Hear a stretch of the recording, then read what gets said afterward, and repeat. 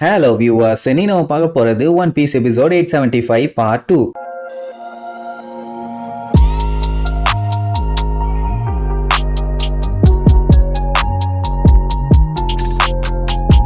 Open பண்ணா போன பாட்டுல வின்ஸ்மோக்கோட கோட்டையே பீரங்கிய வச்சு கண்ணா பின்னான்னு அட்டாக் பண்ண ஆரம்பிச்சிட்டானுங்க. இது தெரிஞ்ச உடனே இச்சிச்சியும் நிஜியும் அவங்கள ஸ்டாப் பண்றதுக்காக வேகமா போவாங்க. ஆனா அதுக்கு நாங்க விட மாட்டோம் அப்படின்னு இந்த பிரதர்ஸ் கூட்டம் அட்டாக் பண்றதுக்காக ரெடி ஆவாங்க. அதுவும் எப்படின்னு பாருங்க, தனித்தனியா சண்டை போட்டா நம்மளால தொட கூட முடியல. அதனால மெர்ஜியும்பாங்க. அந்த அண்ணன் தங்கச்சிங்க அத்தனை பேரும் ஒன்னா சேர்ந்து ஒரு பெரிய உருவமா மாறி நிப்பாங்க. தனித்தனியா இருந்தாலே தாறுமாறா அட்டாக் பண்றாங்க. இதுல மொத்தமா ஒன்னா சேர்ந்தா எப்படி அட்டாக் பண்ண போறாங்களோ தெரியல. அதே நேரம் இந்த ஓவன் இருக்கான்ல, அவன் ஜெர்மா 66 ப்ரூலி கிட்ட அட்டாக் பண்ண ஒப்படைச்சிட்டு நேரா அவங்க ஆளுங்க கப்பலுக்கு போயிட்டான். எதுக்குன்னா ஸ்டார் ஹேட்ஸ் அட்டாக் பண்றதுக்காக. அவ ஹெவி மெட்டல்ல காம்போசிட் புல்லட் ஒன்னு ரெடி பண்ணி வச்சிருக்கா. இத வச்சு அடிச்சான்னா ஜெர்மா 66 ஓட சூட் எல்லாம் பிச்சுக்கிட்டு போயிடும். சோ இத வச்சு அவன் ஆளுகளை அட்டாக் பண்ண சொல்லிடுவான். இங்க ஓவனு அவன் பாடியை பயங்கர ஹீட் ஆக்கி அந்த இடத்துலயே அவன் தான் ஜகஜோதியா தெரியற மாதிரி பல மின்னுவான். எல்லாம் மிரண்டுவாங்க, என்னடா நைட்டு நேரம் சூரியன் வருதுன்னு. அது மட்டும் இல்லாம அவன் பாடியில இருந்து அனல் பறக்குது. அதை இங்க இருக்க இவங்களால ஃபீல் பண்ண முடியுது. கட்டகுரியவே காலி பண்ணிட்டு உன்னைய கட்டையோட கட்டையா வச்சு எரிக்காம விட மாட்டான்டான்னு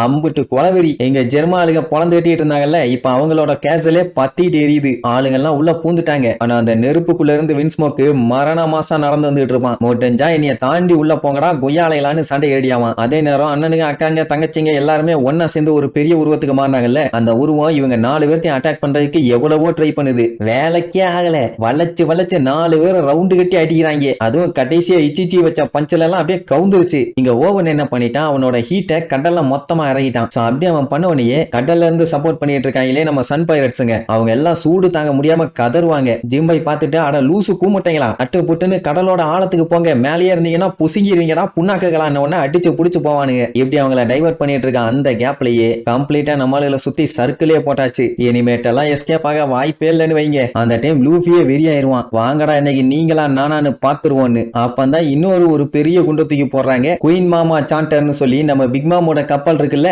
அதுவுமே கக்கோ ஐலாண்டுக்கு வந்து சேர்ந்துருச்சாமா. விளங்கிடும். அது என்ன சாதாரண கப்பலா, அது ஒன்னு இருந்தா போதுமே, ஒரு நாட்டையே விரட்டி அட்டாக் பண்ணலாமே. இது எப்படி காட்டுவாங்கன்னா, இங்க நம்ம பிக் மாம் வந்து ஜாலியா கேக் சாப்பிட்டுக்கிட்டு பாட்டு பாடிக்கிட்டு கேக்கோட டேஸ்ட்ல மெய் மறந்து என்ஜாய் பண்ணி ஆட்டம் போட்டுட்டு இருப்பான். கூட சேர்ந்து வழக்கம் போல அந்த காடுகளும் ஆடுங்கன்னு வைங்க. இவ எப்படி இங்க பாட்டு பாடி ஆட்டம் போட்டுட்டு இருக்காளோ அதுக்கு ஏத்த மாதிரியே அங்க அவளோட கப்பலும் அட்டாக் பண்ணி தெரிய விட்டுட்டு இருக்கும். யாராலையும் தப்பிக்க முடியாம கண்ணா பின்னான்னு செதறிட்டு இருப்பாங்க. ஒன்னும் பண்ண முடியல. இதுல வேற அவங்க பாடிட்டு இருக்க பாட்டை இங்க அந்த கப்பலும் பாடிட்டு இருக்குது. குண்டு மலையே பேஞ்சுக்கிட்டு இருக்குது. சரி, ஜெர்மா 66 வந்து ஏதாச்சும் பண்ணுவாங்கன்னு பார்த்தா ப்ரூலி கொடுத்த அந்த பயங்கரமான புல்லட்ஸ் வச்சு சுடுறதுனால எங்க ஜெர்மா 66ஆல எதுவும் பண்ண முடியாம அடிபட்டு கண்ணா பின்னான்னு தெரிச்சுட்டு இருக்காங்க. ஏன்னா புல்லட் அவங்க பாடிக்குள்ள பூந்து போகுது. ரத்தம்லாம் தெரிக்குதுன்னு வைங்க. அங்க பிக் மாமு டேஸ்ட்ல என்ஜாய் பண்ணிட்டு இருப்பா. அவளுக்கு அவளோட 6வது பர்த்டேவே மறுபடியும் ஞாபகத்துக்கு வந்துடும். அதான் எல்லாருமே ஒன்னா சேர்ந்து ஃபேமிலி அவளுக்கு ட்ரீட் எல்லாம் வச்சாங்களே. என்ன கடைசியில கொஞ்சம் கூட கருணையே காட்டாம அம்புட்டு வேத்தையும் தின்னுபிட்டான். அதுதான் கர்ண கொடூரம். பட் அவங்க மேல அவளுக்கு பாசம் ஜாஸ்தி. அதனால அம்மா நம்ம பழையபடி ஒன்னா இருக்கணும்னு பாட்டு பாடிட்டே அவங்கள நினைச்சு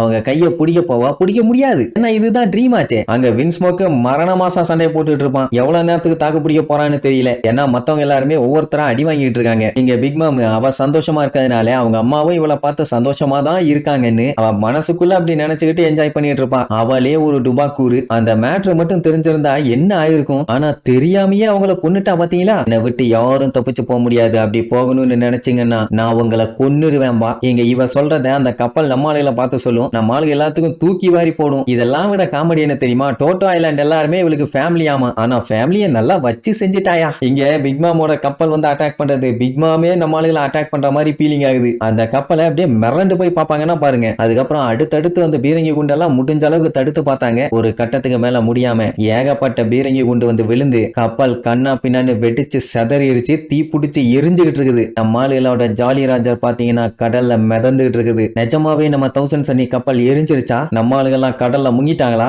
என்னாச்சு ஏதாச்சுன்னு அடுத்தடுத்த எபிசோட்ல பார்க்கலாம். டாடா.